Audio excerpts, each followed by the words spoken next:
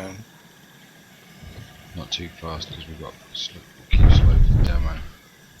Alright, Bob, this thing's got a little long-range punch, but it's set up for brawling. Yeah, we're gonna... Channel switched. Welcome to Chaos March. This is the Coup onto Tsitsang. Blue team are the Capellan defender. Red team is the Tikonov task force attacker. We are playing on Shooter's Playhouse. Shooter, a member of the 12th Vegan Rangers. We appreciate hosting the server today. This is our first Chaos March battle on the server, so keep an eye on it.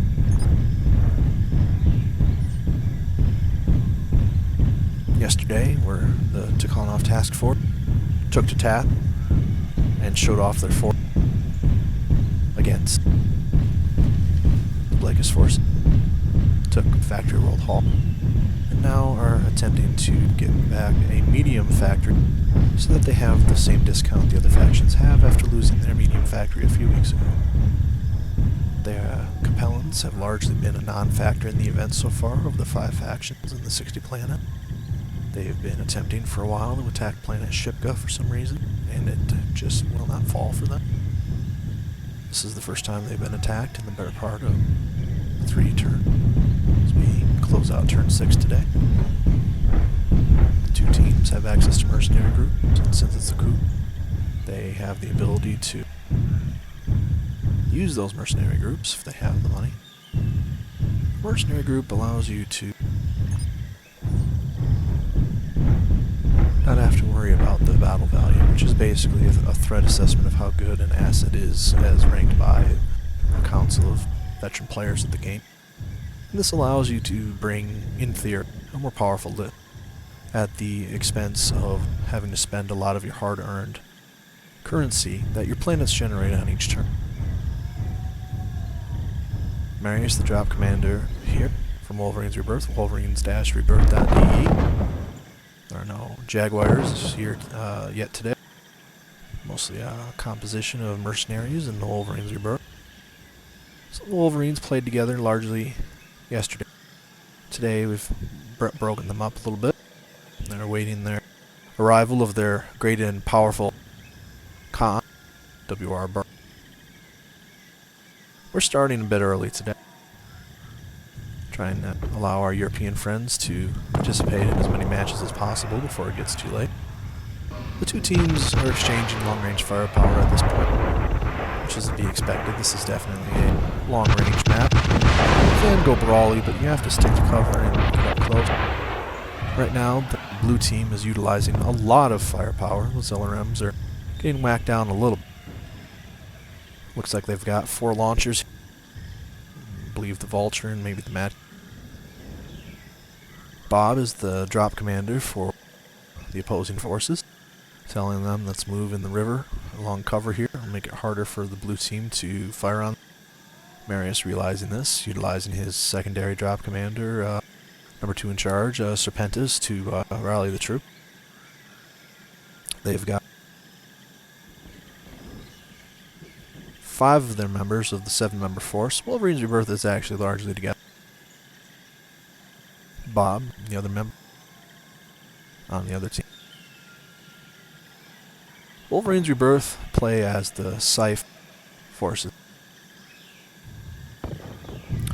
And we'll be seeing them battle next weekend.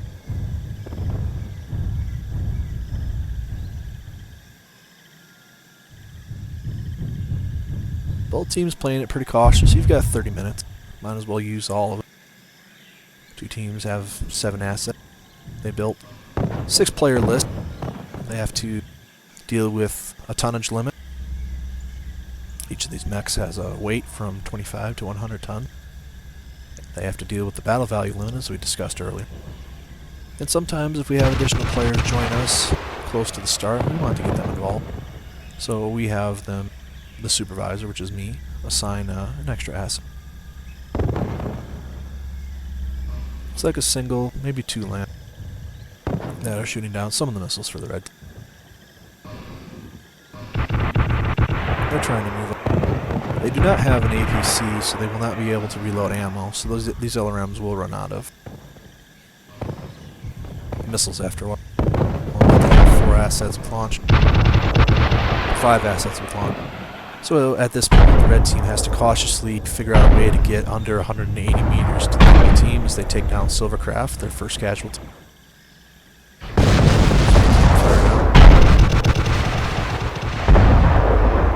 They are now pressing. Student. Taking out Rat. Backing up a bit now. The blue team now has the opportunity to sit back and camp a bit. Use up all those LRM. They have more carrying assets. A carrying asset is defined as something that can be the last thing alive for a team and still allow it to have a victory if it has more carrying assets at the end of the other team. Battle armor and flying thing, such as aerospace and ATOLs, are not assets. They have their second kill. The blue team now has the opportunity, with a 2-player advantage, to move forward and attack. Excuse me, we've got a far enough angle. They've killed 4 things. So, the defenders will be up to nothing, most likely. The LRMs, just a very risky maneuver, but they were able to catch their opponents far enough out in the open and keep them behind with missile barrage. I don't see LRMs as often anymore in the event, but once you go in there, when you have this number of missiles, every single one of your assets that seem to have an ATM or LRM, it's compared to counter that even if you had 10,000. The red team ultimately needed to charge immediately when they saw them. They decided to go to cover, which was fine, but ultimately they were unable to move out. So, left to get back, and map 2 is now Rask and Firehound are the only 2 units alive. The blue team surely will push now. Very, very interesting and rare battle to see this number of LRM.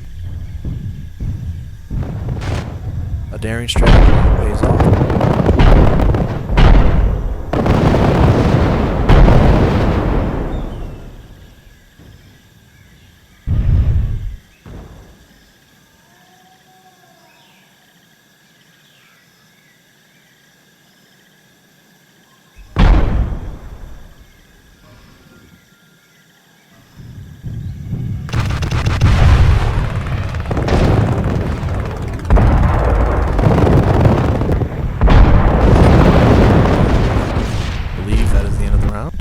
For watching the Chaos March Network. We will see you next time.